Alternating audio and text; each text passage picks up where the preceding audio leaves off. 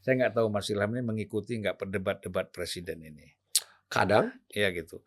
Nah kalau kita lihat kan pasti Mas Ilham sudah bisa menilai bagaimana visi dan misi yang disampaikan di dalam debat-debat ini. Iya, iya, iya. Nah ini kalau kita lihat dari perdebatan-perdebatan dari visi misi yang disampaikan di sini, ini bisa nggak kita melompat untuk mencapai apa yang Mas Ilham inginkan tadi?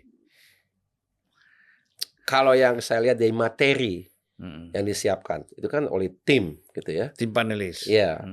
Saya kira hampir semuanya itu masih lihat utamanya yang harus kita lakukan adalah hilirisasi saja. Ya, memang hilirisasi itu kadang kalau kita lihat yang disebut, saya pernah lihat materi dari seorang paslonnya, dia itu menggambarkan yang namanya pohon industri. Itu kelihatan ya di ujung itu ada mobil, ada yang lain-lain. Kalau menurut saya sih yang harus kita lakukan itu hilirisasi. Saya tidak katakan jelek, bagus, tapi tidak cukup. Bagus tapi tidak cukup. Yang kita harus lakukan secara paralel lompat. Jadi kita seolah jemput bola gitu ya. Jadi kita hilirisasi jalan terus, tapi kita juga lompat membuat mobil. Tapi kan masih ada yang kosong-kosong. Kan ada orang yang katakan kalau kita belum lengkap mata rantai industrinya, jangan kita mimpi membuat yang produk akhir itu. Salah. Itu salah menurut saya. Itu paradigma yang saya tidak tahu dari mana datangnya. Tapi yang jelas contoh kenapa itu salah. Apa Jepang punya nikelnya atau Cina? Nggak punya. Kenapa dia bisa buat mobil dan sukses? Dia nanti bisa beli tambang di negara yang punya nikelnya karena dia punya uang. Tapi kalau bahwasanya kita harus lengkap dulu baru kita itu salah. Saya kira itu mungkin dilahirkan karena kita bisa melakukan seolah bisa memaksakan itu karena kita seolah mempunyai satu posisi monopolistik di satu komoditas yang krusial untuk membuat EV. Itu digunakan sebagai leverage. Kita menggunakan itu untuk negosiasi. Tidak salah. Jadi saya tidak katakan ini salah, tapi saya katakan tidak cukup.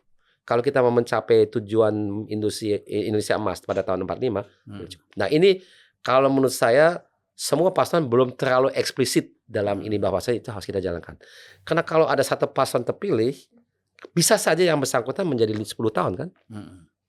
Bisa saja ya, di Indonesia kan kebiasaannya kalau dipilih sebagai petahana itu kemungkinan lebih mudah gitu, karena sudah punya branding gitu ya. Dan sudah mobilitas politik itu di kita ternyata tidak terlalu tinggi gitu ya. Nah, tapi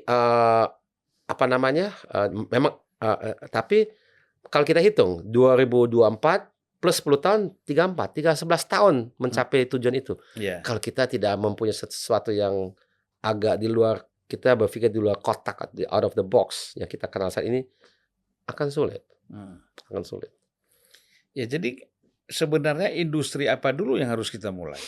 Nah, ini juga satu dunia ini masih bingung dengan pertanyaan ini. Karena kita memang mengalami adanya disrupsi di industri juga oleh beberapa faktor. Pertama, elektrifikasi. Itu membuat industri otomotif yang menjadi tumpuan dari banyak negara di mana-mana. Jerman itu menjadi negara industri kenapa? Terutama karena industri otomotif. Amerika semula juga otomotif. Negara lain, Prancis, Italia juga seperti itu. Memang ada industri lain, bukan otomotif saja. Tapi katakanlah kita ambil contoh industri otomotif. Sekarang mereka ini semuanya tidak begitu siap dengan EV. Yang siap siapa? Cina. Nah sekarang mereka takut semua dengan Cina ini. Cina itu bukan murah aja. Dia punya teknologinya.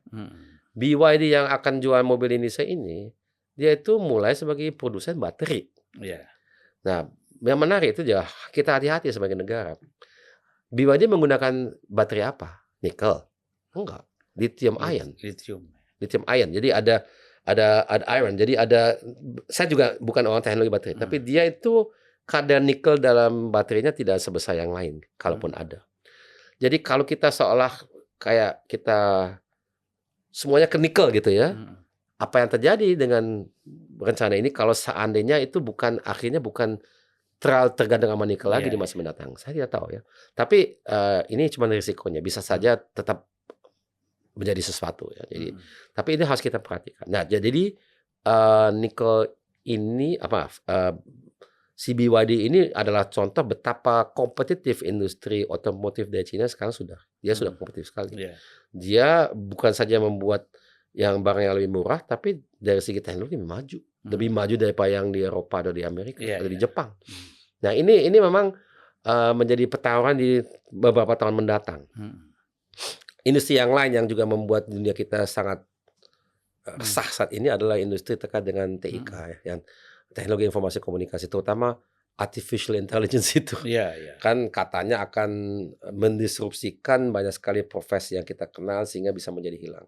Kalau menurut saya sih, saya punya sikap yang lebih santai. Santai mungkin salah, tenang. Ya. Karena yang kita lihat saat ini kan investasi yang masuk ke dunia kecerdasan buatan ini atau artificial intelligence itu banyak sekali. Puluhan miliar dolar. Tapi siapa yang investasi? Itu adalah industri TIK sendiri yang kalau dia tidak investasi, dia akan hilang karena dia didisrupsikan sendiri. Yaitu siapa?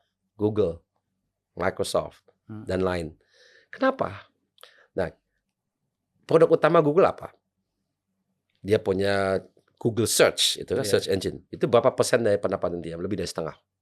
Jadi triliunan dolar dia dapat atau miliaran lah dari search engine itu tiap tahun gitu ya. Kalau kita sudah terbiasa dengan artificial intelligence, kita masih gunakan Google nggak? Enggak mungkin. Ya. Kenapa? Kalau kita mencari sesuatu di Google, kita dapat apa? Kita dapat website, foto, video. Kalau kita cari sesuatu di ChatGPT, dapat apa? Makalah lengkap. Ya, buat apa? Jadi dia harus investasi ke situ. Tapi yang lain, kalau ada satu studi yang saya pernah baca mengenai sikap para CEO dari perusahaan-perusahaan besar sedunia, 2/3 mengatakan dia sangat takut dengan AI dan dia kira dia harus buat sesuatu. Tapi dia nggak investasi apa-apa. Karena dia masih wait and see. Dia nggak tahu bagaimana. Jadi kita saat ini di situ. Jadi kita sendiri, ya ini waktunya untuk kita mempersiapkan itu. Kita harus tahu kita mau ngapain dengan teknologi seperti AI ini. Gitu ya. Jadi kita harus apa? Mendefinisikan mengenai peraturan AI, etikanya bagaimana, apa yang boleh dibuat, apa yang tidak. Nanti kalau kita mau menggunakan AI, karena kita punya banyak data di Indonesia itu, kita akan menjadi negara yang bisa mendapatkan manfaatnya. Karena kalau kita kuasai teknologi tersebut ya. Dan teknologi itu apa yang kita perlu? Kekuatan komputasi. Kita perlu ada ada algoritma. Kita perlu ada infrastruktur yang bagus. Ya kita sudah mulai ada, tapi memang cukup. Jadi kita mulai saya yang megang peranan ke depan itu adalah industri terkait dengan elektrifikasi. Saya tadi bicara mobil, gimana dengan sepeda motor, gimana dengan kapal laut, gimana dengan pesawat. Ini semuanya akan mengalami adanya elektrifikasi. Ada yang full elektrik, ada yang hibrid.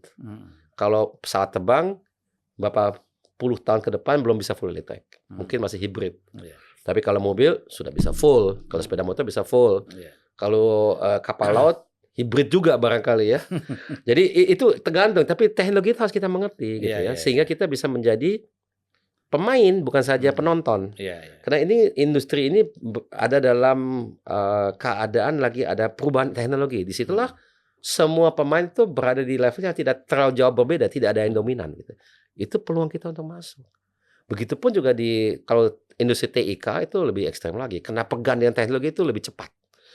Kalau otomotif ini kan pertama kali ya sejak adanya engine yang konvensional yang membakar hidrokarbon, bensin, diesel atau gas, itu kan baru pertama kali disrupsi menjadi elektrik gitu ya. Kalau dunia komputer udah berapa kali?